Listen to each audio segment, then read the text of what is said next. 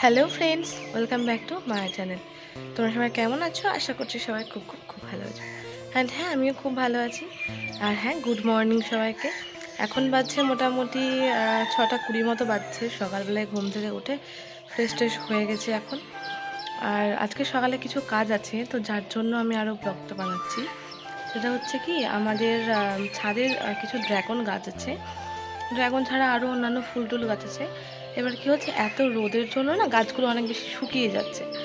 তো আমি কি করব, ওখানে কিছুটা গোবর সার দিয়ে দেবো গাছের গোড়ায় গোড়ায়, তাহলে গাছে ভালো জোর পাবে। জল দেওয়া হচ্ছে, প্রতিদিনই জল দেওয়া হচ্ছে, প্রত্যেকদিন সকালবেলায় উঠে নিয়মিত করে জল দেওয়া হয়। ঠিক আছে, এবার গাছগুলো জানে না কেন গাছের ডালগুলো হালকা হালকা হলুদ হলুদ লাগছে। তো দেখি একটু গোবর সার ছিটিয়ে দিয়ে দেখি, যেহেতু অনেক দিন গোবর সার দেওয়া হয়নি, তো গোবর সার দিয়ে দেখি কেমন থাকে।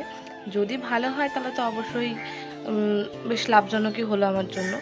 এবার যদি গোবর সার দিয়ে কোনো কাজ না হয়, সেক্ষেত্রে অন্য কিছু ব্যবহার করতে হবে আমাদেরকে। তো চলো, আমি এই যে গোবর সারটা দেবো গাছ, সেটা তোমাদের সঙ্গে সবার সঙ্গে শেয়ার করব। তো এই যে এটাই হচ্ছে আমাদের ছাদ, মানে আমার মায়ের তৈরি করা একটুখানি ছাদ। খুব একটা বেশি বড় নয়, ওই কয়েকটা মাত্র ফুল গাছ বা কয়েকটা ড্রাগন গাছ বা ফলের এরকম কয়েকটা গাছ টাছ লাগানো আছে। এবার যখন হয়তো বাড়ির আশেপাশে কোথাও ফুল টুল পাওয়া যায় না, তখন এই বাড়ির ছাদের কয়েকটা ফুল তুলে পুজো করা হয়। আর এই যে আমাদের বাড়ির ঠিক পিছন দিকে আমাদের একটা বেদানা গাছ হয়েছে। আর তোমরা দেখতে পাচ্ছ কি না জানি না, এখানে মোটামুটি 4 থেকে 5টা বেদানাও ধরে আছে। এর আগে দুটো ধরেছিল, তো একটা পুজোতে ব্যবহার করা হয়েছে, আর একটা পাখিতে খেয়ে নষ্ট হয়ে গেছে। 4-5টা এখন ধরে আছে। এই ড্রাগন গাছের পাশে দেখো অনেক ছোট ছোট আগাছা হয়েছে। তো আগাছাগুলোকে আমি আস্তে আস্তে আগে সবগুলো পরিষ্কার করে নেবো, তারপরে গোবর সার দিয়ে তখন জল ঢেলে দেবো।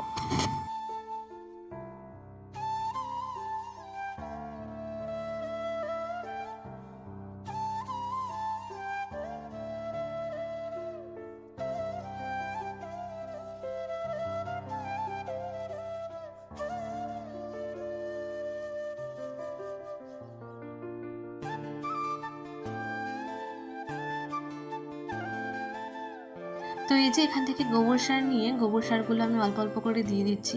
মা অনেক দিন আগেই বস্তায় ভরে রেখে দিয়েছিল। তো গোবর সারগুলো বেশ ভালোই শুকনো রয়েছে, একদম মাটির মতোই দেখতে হয়ে গেছে এখন রঙটা শুকনো হয়ে যাওয়ার পরে। তো ওই জন্য এখন ওগুলো ভালো করে গাছের চারিপাশে ছিটিয়ে দিচ্ছি। এবার কি বলতো, আমার এই যে টবটা আছে এখানে না অনেকটা মাটি কমে গেছে। এবার আমাকে একটু বেশি পরিমাণে মাটি দিতে হবে, যার জন্য হয়তো এই সমস্যাটা হয়েছে কিনা আমি বুঝতে পারছি না ঠিক। তবে মাটি দিতে হবে, দু একদিনের মধ্যেই আমি চেষ্টা করব এখানে মাটি ভরে দেওয়ার বেশি করে। অন্যান্য যে টবগুলো আছে ওই টবগুলোতেও এই একই সমস্যা। মোটামুটি যেহেতু বৃষ্টি হয়, যখন বৃষ্টিতে জল জমে যায়, তো কী হয়, বৃষ্টির জলের সঙ্গে মাটিগুলোও ধুয়ে চলে যায় টবের।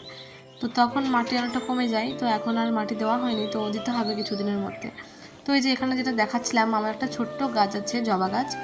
তো মাইক জবা বলি এটাকে আমরা। তো ওখানে দেখো 5টা মতন জবা ফুল ধরে আছে। আর এটা মৌসুমি গাছ না কমলালেবু গাছ আমার ঠিক জানা নেই। তবে এই গাছটা বেশ লম্বা হয়েছে, কিন্তু খুব একটা বেশি ডালপালাও ছাড়েনি, আর খুব একটা বেশ ভালো গ্রোথও নেই। তো তোমরা আমাকে কমেন্ট করে জানিও যে কি ব্যবহার করলে গাছটার গ্রোথ মোটামুটি একটু ভালো হতে পারে। আর এই যে ছাদের এক কোনায় আমি রেখে দিয়েছি একটা ভাঁড়। এই ভাঁড়ে আমি প্রত্যেকদিন সকালবেলায় একটু জল দেওয়ার চেষ্টা করি, যাতে যে সমস্ত পাখিরা বা যে সমস্ত বেড়াল টেড়াল ছাদের উপর দিয়ে ঘুরে বেড়ায়, যেহেতু প্রচণ্ড গরম, তো ওদের একটু জল টল খেতে যেন সুবিধা হয়। আর এই যে আমাদের বাড়ির পাশে একদম রয়েছে বাঁশবাগান।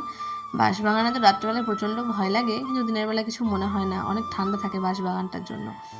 আর তারপরে আমার টিউশন পড়ানো ছিল, টিউশন পড়িয়ে উঠে তারপরে এই যে এখন আমার কিছু কাচাকুচি করার আছে, কিছু নাইটি আছে, তারপরে বিছানার চাদর, বালিশের কভার। তো ওগুলো মোটামুটি কেচে টেচে দিলাম, এবার মেলে দেবো এগুলো। স্নান আমার কমপ্লিট, কাচাকুচিও কমপ্লিট। এবার এগুলোকে ভালো করে সবগুলোকে রোদে মেলে দিই। সব জামা কাপড়গুলো আমার মেলে দেওয়া হয়ে গেছে এখানে। এবার বাইরে যেহেতু প্রচণ্ড রোদ, খুব একটা বেশিক্ষণ এগুলোকে রাখা যাবে না, তুলে নিতে হবে। তো এই যে আমি ঘরে এসে চুল আঁচড়ে নিয়েছি। আর জানি না কেন এই টাইমটাতে এত গরম পড়ছে, তবুও ঠোঁট ফাটছে মনে হচ্ছে, তাই ঠোঁটে হালকা একটু লিপ বামও দিয়ে নিয়েছি।